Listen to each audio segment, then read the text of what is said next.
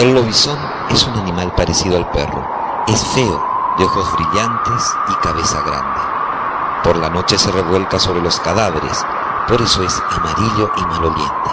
Dicen también que cuando sale de noche su largo aullido asusta a todos los que lo escuchan.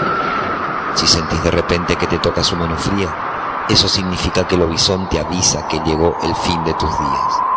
Si hay una mujer que tiene 7 hijos varones, entre ellos tiene que haber uno que es lobizón.